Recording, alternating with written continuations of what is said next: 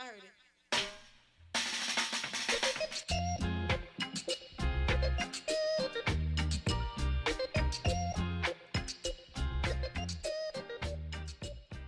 Islamophobie, donc la peur de l'islam.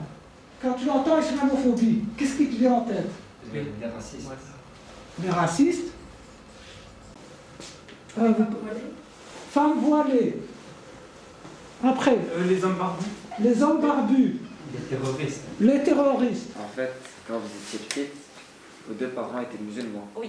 Du coup, vous avez grandi dans une éducation basée sur la religion musulmane ou pas? Oui et non. Parce que quand même, ma mère par exemple, il a toujours porté le voile. Mais à la table, il a jamais, avec mon père, il n'a jamais dit à nous, on est quatre filles et un garçon, il n'a jamais dit « Ah, vous devez porter le voile ».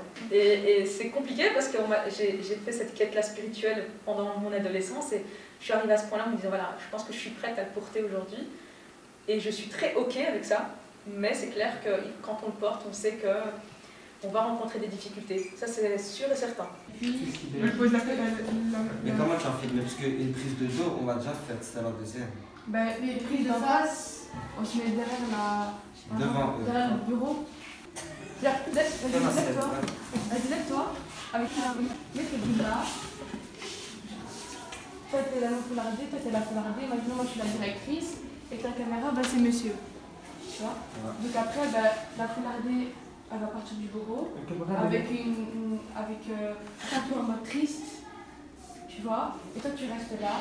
Et après, on va filmer une autre partie où on filme que la volée qui sort de l'école en étant triste. Pourquoi pas on fait un appartement juste à côté, par exemple un appartement de quelqu'un qui habite juste à côté. On fait genre c'est l'appartement par exemple Lina parce qu'elle habite juste en face. Silence. Action. Je m'appelle Iman. À l'âge de 16 ans, j'ai subi ma première discrimination. Dès cet instant, j'ai compris que certaines personnes ne m'accepteraient pas telle que je suis, malgré ce que je sais faire. Lorsque j'ai postulé pour mon premier job étudiant, le responsable souhaitait que je retire mon foulard pour travailler. Refusant d'effacer une partie de moi-même, je décidai donc de m'en aller. Suite à mon départ, il me rappela et décida de m'accepter telle que j'étais, avec mon foulard. Quelques années plus tard, j'ai fait face à un épisode similaire.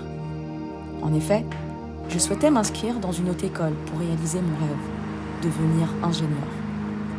On me refusa l'inscription, encore et toujours pour mon apparence.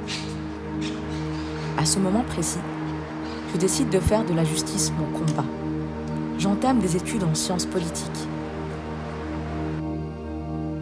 Grâce à ces épisodes marquants, je me suis engagée dans différents projets promouvant les droits humains.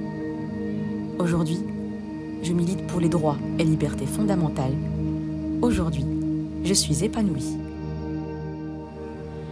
Bonjour, je m'appelle Wafa et je suis italienne. J'ai décidé de déménager en France pour mes études. Je ne connaissais pas bien le français et je devrais trouver un logement.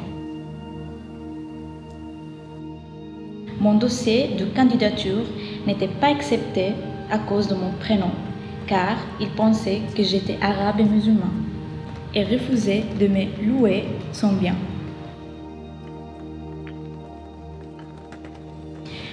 J'ai alors décidé de partir en Normandie, à 100 km de Paris, où je faisais mes études et j'étais obligée à faire 1h30 de trajet matin et soir.